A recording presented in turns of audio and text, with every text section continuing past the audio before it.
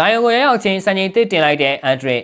အားလုံးပဲမင်္ဂလာပါများဝမ်ချန်ထေတန်စပေါ့ကနေအားလုံးကိုပြန်လည်ကြိုလိုက်ပါရစေရီယယ်မက်ထရီဟာကျေတင်စုကြီးအသင်းဖြစ်တာကြောင့်ဘယ်နေရာကိုကြည့်ကြည့်ထိတ်တန်းကစားသမားတွေအစင်းသင်းရှိနေကြပါတယ်ဒီတော့လူငယ်ကစားသမားလေးတွေအတွက်ရီယယ်မှာပွဲချင်းရဖို့ဆိုတာအမှန်တကယ်ရုန်းကန်ရမယ့်စိန်ခေါ်မှုတစ်ခုဖြစ်ပါတယ်အသက်19နှစ်သားလေးအန်ဒရစ်ဟာပါမီယက်ကနေရီယယ်ကိုပြောင်းရွှေ့လာတော့ကအိမ်မက်တွေတပုံကြီးရှိခဲ့ပေမဲ့လက်တွေ့အသင်းကိုရောက်ရှိလာတဲ့အခါအရန်ခုံမှာကြီးပဲဖြတ်တန်းနေခဲ့ရပါတယ်အန်ဒရစ်ဟာနီးပြကြီးကာလော့အန်ဆယ်လော်ဒီလက်ထက်မှာနေရာမရခဲ့သလိုနီးပြအသစ်ဇာဗီလွန်ဆိုလက်ထက်မှာလည်းအရန်ခုံပဲဆက်ထိုင်နေခဲ့ရပါတယ်ရလက်ကတော့အန်ဒရစ်ဟာဘရာဇီးလေစင်အသင်းကနေချန်လက်ခံလိုက်ရတာပါပဲအန်ဒရစ်က2026ကမ္ဘာ့ဖလားမှာပါဝင်ကစားဖို့ဆေးအားတက်တန်နေတဲ့အတွက်သူ့ကိုပွဲချိန်မနေပေးနိုင်မယ်အသင်းကိုပြောင်းရွှေ့ဖို့အတွက်ဆေးအားတက်တန်နေခဲ့ပါတယ်